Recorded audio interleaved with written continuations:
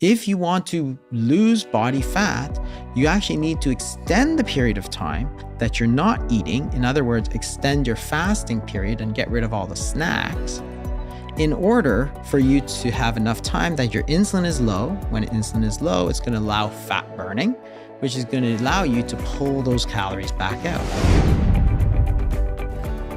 According to Dr. Jason Fung, you can easily burn fat and heal your body inside using intermittent fasting. Dr. Jason Fung is a leading expert in using fasting and low-carbohydrate diets to address obesity and type 2 diabetes. He has authored several influential books, including The Obesity Code and The Diabetes Code, which challenge conventional dietary guidelines and offer alternative approaches to managing metabolic diseases. As the co-founder of the fasting method, Dr. Fung provides resources and support for individuals looking to implement intermittent fasting into their lives. But that's why there was nobody talking about it at the time, and that's where I started to sort of bring it into the sort of public consciousness that this is a tool. That's all it is. Were you attacked for that at the time? Oh, absolutely. Like I got attacked from all sides. I got, doctors were coming after me, dietitians were coming after me. Everybody thought I was going to do so much harm. And the funny part was that, Dr. Jason Fung advocates for fasting as an effective method for weight loss by addressing the body's hormonal balance, particularly insulin levels. Insulin, a hormone responsible for regulating blood sugar, also promotes fat storage. When we eat frequently, insulin levels remain elevated, signaling the body to store excess energy as fat. By incorporating fasting periods, insulin levels decrease, allowing the body to access and burn stored fat for energy. This process not only aids in weight loss, but also improves insulin sensitivity, reducing the risk of type 2 diabetes. Additionally, fasting can lead to a natural reduction in calorie intake and may enhance metabolic health, making it a powerful tool in achieving and maintaining a healthy weight. Yeah, because it's been used for thousands of years. But the thing is that fasting is simply a period of time that you allow. When you set aside a period of time not eating, you're going to allow your insulin levels to fall, right? And that's the whole problem when you eat all the time, is that you're not allowing your insulin levels to fall. And so only when you allow those insulin levels to fall, that you now signal to your body to start pulling those calories back out of storage, right? That's really the only way you can do that, which I always thought was funny, because people are saying you should eat 10 times a day. That was the prevailing wisdom when I started talking about it. And it's like, then you should eat 10 times a day to lose weight. I'm like, how do you expect that to happen? Like, physiologically, you simply cannot lose body fat when your insulin levels are high and you're eating. You can't, because your body is getting the instructions to store calories, not burn calories. So essentially, if the only time that you can actually pull those calories out of storage is to let insulin fall and fasting is probably the most efficient way to get there, then why don't you simply extend the period of time you spend fasting? Dr. Jason Fung also explains that a key benefit of fasting is autophagy. Autophagy is a natural cellular process where the body cleans out damaged or unnecessary components, effectively self-eating to promote cellular repair and regeneration. This mechanism plays a crucial role in maintaining cellular health by removing dysfunctional proteins and organelles. Fasting is a significant trigger for autophagy. When the body experiences nutrient deprivation during fasting periods, insulin levels drop and glucagon levels rise, activating autophagy.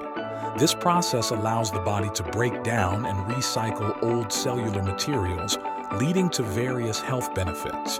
Dr. Fung believes autophagy is beneficial for cellular rejuvenation, disease prevention, and enhancing metabolic health. Nobody knows, but probably it depends on probably how much protein you eat. Protein is the key.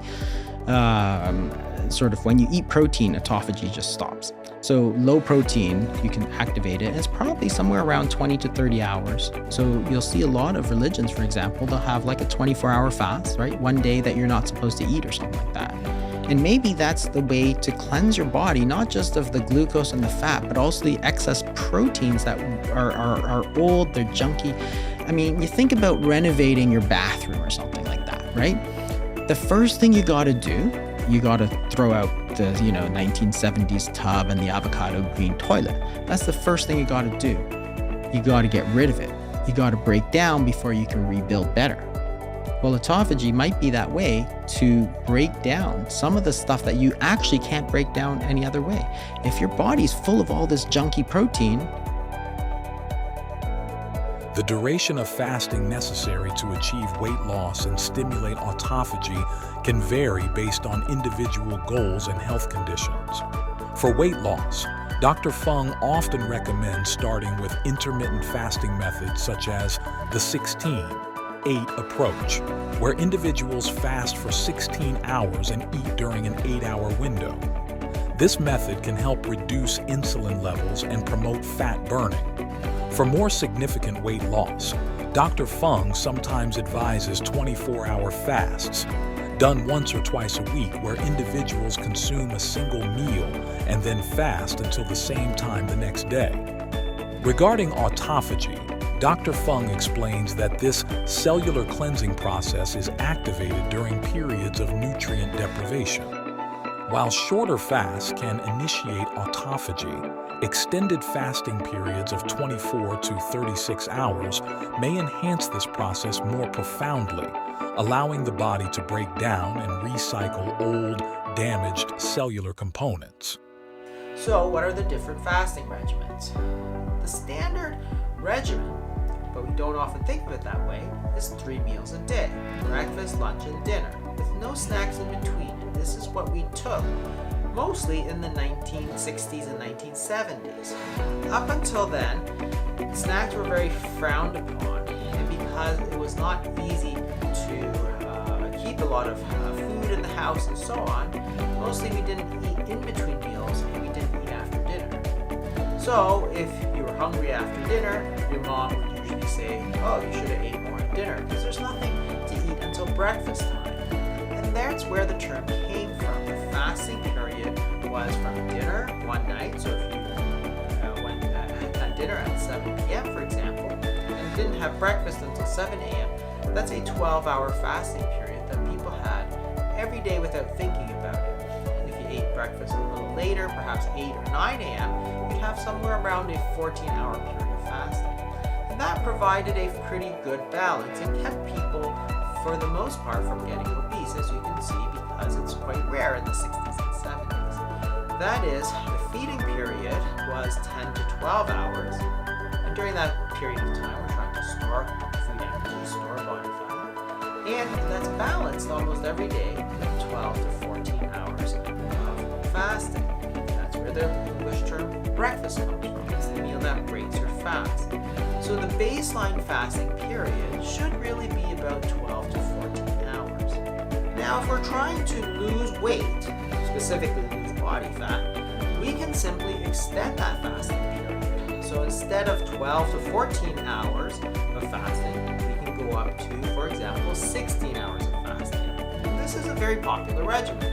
It's often called 16-8, which denotes 16 hours of fasting in an 8-hour feeding window. So, for example, if you ate breakfast at 11 a.m. and ate until 7 p.m., well, that's an 8-hour period of time during which you can eat your meals. And outside of that, the other 16 hours, you're going to fast. So that's a 16-8. Sometimes this is also referred to as time-restricted eating, because you're restricting your feeding to a certain window of time. We can take this idea even further, and we can go down to a single meal a day, for example. So instead of fasting for 16 hours, we would extend that and only have one meal, perhaps dinner, for example. So if you go from dinner one day till dinner the next day, it's about a 23 to 24 hour period of fasting. You're still eating every day in a 24 24-hour fast, and because of this, some people refer to this as 1 meal a day, also sometimes called OMAD or OMAD. And this is a very successful strategy for some people and also a very popular strategy, which we'll get into later. Once we go past the 24 hours of fasting, it gets into a group of fasts that I call extended fasting, because now you're going past a full day of fasting. So you're no longer eating every day. If you go to 36 hours of fasting, for example, if on Monday you eat dinner at 7 p.m., for example, and on Tuesday you don't eat at all, you don't eat until Wednesday at 7 a.m., you've got a 36-hour period of fasting. And on that Tuesday, you wouldn't have eaten at all. This is a very powerful strategy because it increases the period of time that your body relies on body fat. By skipping that one meal that you get with the 24-hour strategy, you're able to link that directly to your sleeping period, where you get almost 8 hours of fasting almost for free because you're not even aware of that. So you have 2 sleeping periods, which make up a lot of time of fasting and keeping your body in that fat burning state, because your body has nothing else to rely on. And you can take this idea even further. So you don't have to limit yourself to 36 hours. You can go to 42 hours, or you can go to multiple day fasts. Keep in mind that the longer fast you do, the more powerful it is. However, there's also the potential that you're not going to feel well, or you're going to run into other troubles if you are taking medications, for example. So it's a double-edged sword, and make sure, especially if you're on medication, that you do check with your doctor beforehand. Incorporating fasting into your lifestyle can be a transformative approach to achieving weight loss and enhancing overall health. Dr. Jason Fung emphasizes that fasting is not about deprivation, but about restoring the body's natural balance and addressing the root causes of obesity and metabolic diseases. By understanding and implementing fasting protocols, individuals can take proactive steps toward improved well-being. Remember, it's essential to consult with a healthcare professional before starting any new dietary regimen to ensure it aligns with your individual health needs. If you've already tried intermittent fasting, please share your thoughts and successes in the comments below.